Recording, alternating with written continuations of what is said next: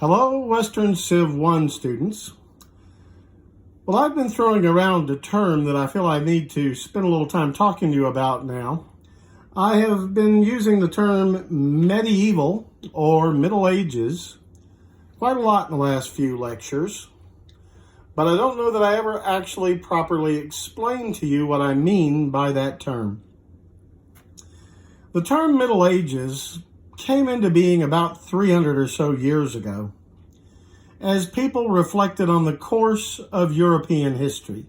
And I should say that it is a very Occidental, a very Western-oriented term.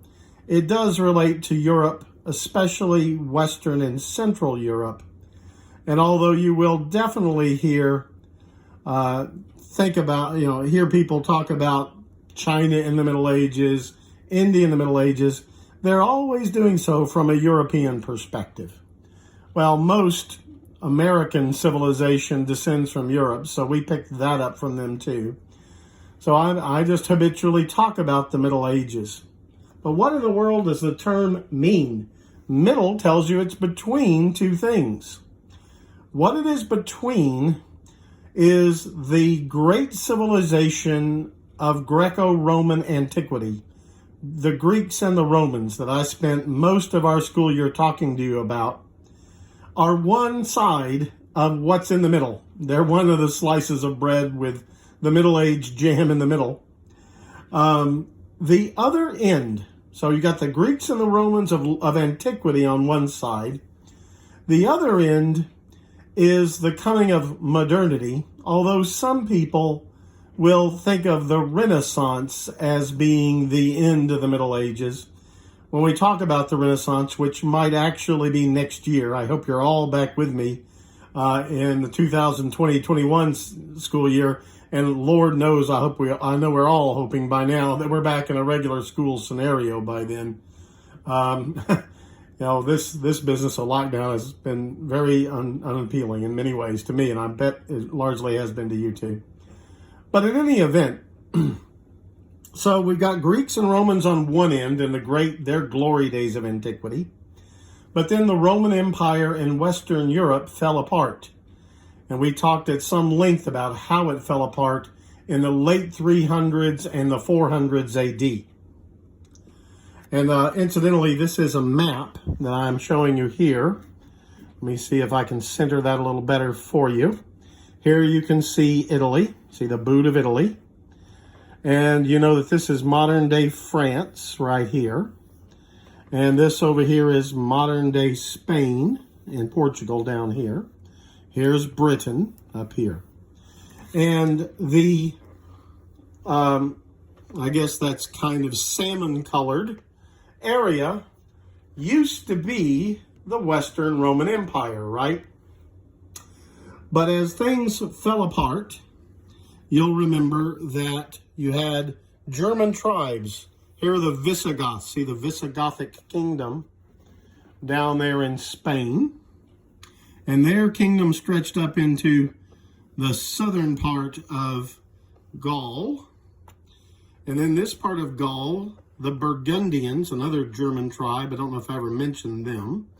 And the Alamans, Germans. Here are the Franks. They're going to become extremely important later on, the Franks. Those are the people that France gets its name from.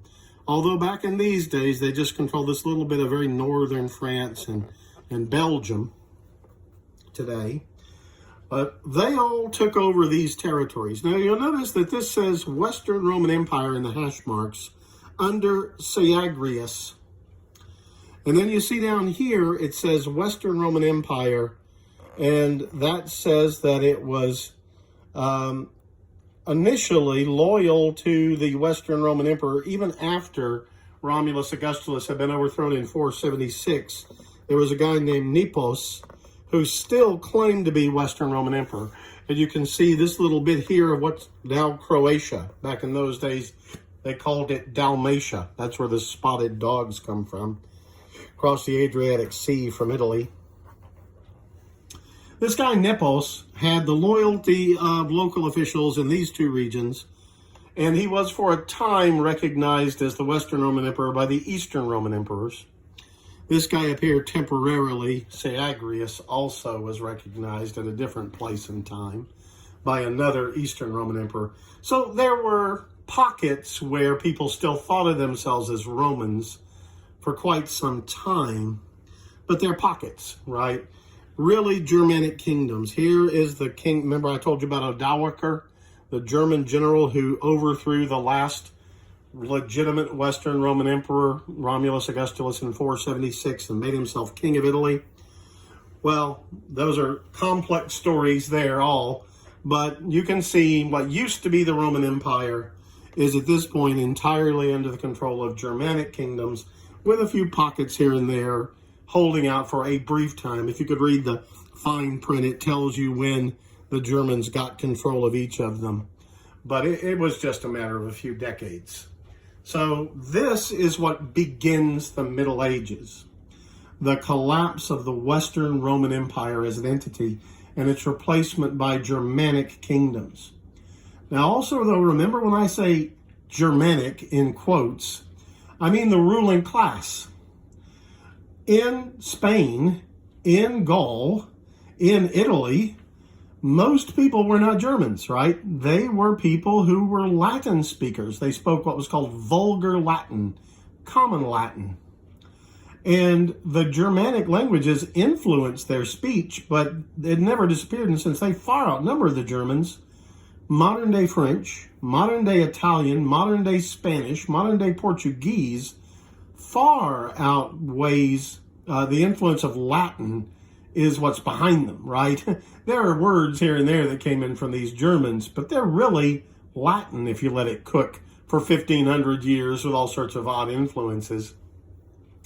That just shows you the Germans were the ruling class everywhere except up here in Britain, where the Germanic language does take over, and English is a Germanic language, and of course in Germany itself, where that was never part of the Roman world, or most of it wasn't. So German stayed the language, not Latin, of the people there. Anyway, when does this happen? When does the Middle Ages begin? Most people would want to put the date around 500 AD.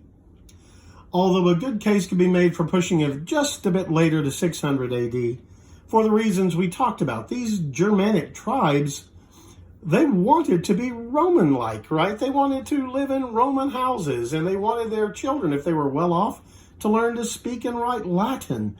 They wanted to acclimatize in lots of ways, not every way, to the Roman lifestyle for a long time. And so you could say the Middle Ages don't really begin until around 600 AD, but somewhere in that time frame between the late 400s and the early 600s, that's when in European history the Middle Ages get started. And then the Middle Ages run roughly 1,000 years. Now, the first part of the Middle Ages are what people used to call the Dark Ages. I'm sure you've heard of the Dark Ages. Now, I don't mean the Dark Ages of Greece. That's a totally different thing. That was after the collapse of Mycenaean civilization, 1200 BC, 1100 BC. Now, what people normally, when you see them using the term Dark Ages, what they mean is the period from the collapse of the Western Roman Empire until around the year 1000 AD, so roughly 500, 400 years. People used to call it the Dark Ages. Now, the reason they did is they believed that learning, that scholarship, that even the ability to read and write had all but disappeared in that period, and that nothing of any great importance in the intellectual life of Europe happened for 500 years. We now know that's not true. There were certainly in monasteries and convents people who could read and write. There were still people around the kings who could read and write. And there were people may not have been able to read and write, but they were still doing some pretty interesting stuff in organizing their life in cities and building buildings and bridges and the like. So these days you get less, most historians don't like using the term Dark Ages as if the lights went out in Europe for 500 years. No, people were living their lives, doing the best they could. Was life hard? Yes. Was it probably poorer in quality of living than under the Roman Empire? Certainly. But, you know, it's not fair to say that nothing was going on. Things were happening. But the Middle Ages last roughly 1,000 years. And whether you want to end it in the 1400s or the early 1500s, we'll talk about that at the very end of our course. But this is the collapse of the Roman Empire. Now, just to show you that stuff is going on, I'm going to move to a map from about 300 years later and show you how Western Europe changed. You know, those are climatic zones. It's just a couple of more pages back. Okay, no, that's not it. Yeah, that is.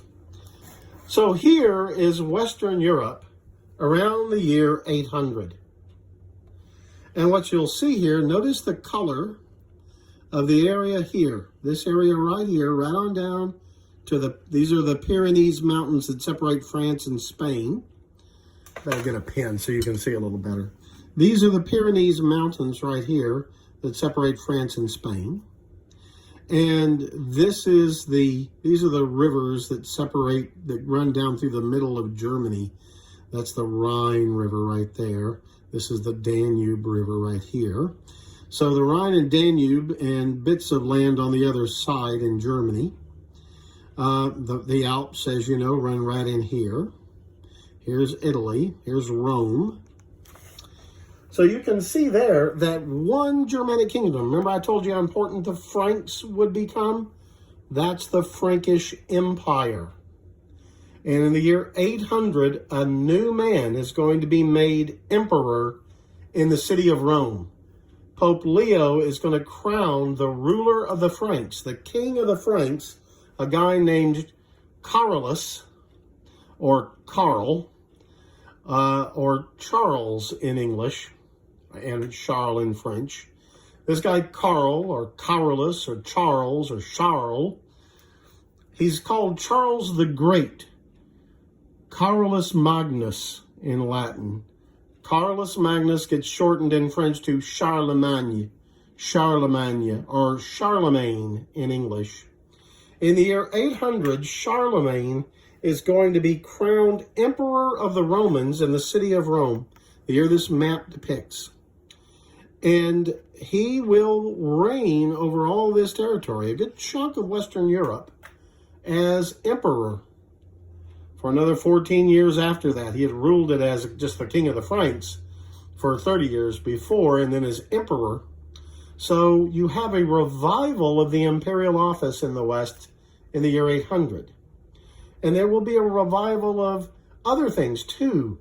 Learning and art and architecture will also be somewhat revived under Charlemagne and his empire. Meanwhile, in the year 800, look down here. This is the Umayyad Emirate. These were the Muslims. Remember I told you they took over most of Spain in the late 600s and early 700s. By the year 800, they had control of most of Spain.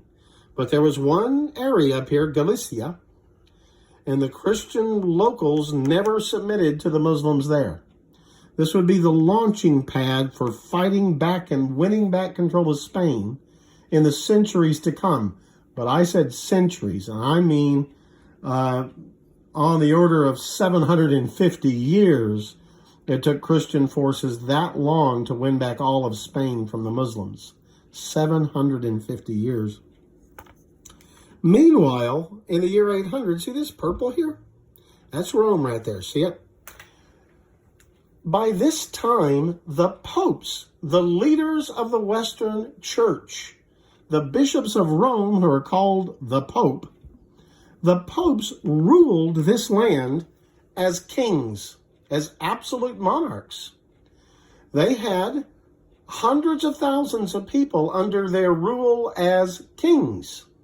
Not just church leaders, they were the leading church figures for all this part of Europe. But they actually ruled what's known here as the Papal States as kings. And they taxed people, and they had armies that fought battles the popes, of all things. It's hard for us even to imagine today that this religious leader was also a political and even military leader and judge over the lives of people in central Italy. Down here, there were some Germans who managed to hold on to their independence, the Duchy of Benevento. But look over here, and we'll talk about this. We talked about Justinian. This is the bits of the West that the Muslims didn't conquer, but the Western states that the emperors in Constantinople right here managed to keep control of Sicily and southernmost Italy and Sardinia. And of course, they still ruled in most of Greece as well as what's now Turkey. So in the year 800, the men who still called themselves Roman emperors, and you see there the East Roman Empire, although many scholars call them Byzantine emperors, still had a pretty sizable empire of their own, and technically the popes recognized their overlordship, so that's why they made it similar in color to the Byzantine. Technically, they were under the Byzantine emperors, although in practice, not much. But then you see the Bulgar Khanate, that was Muslims. This was just a messy time, man. And this is the period of the early Middle Ages, which we'll get into more next time. Talk to you soon.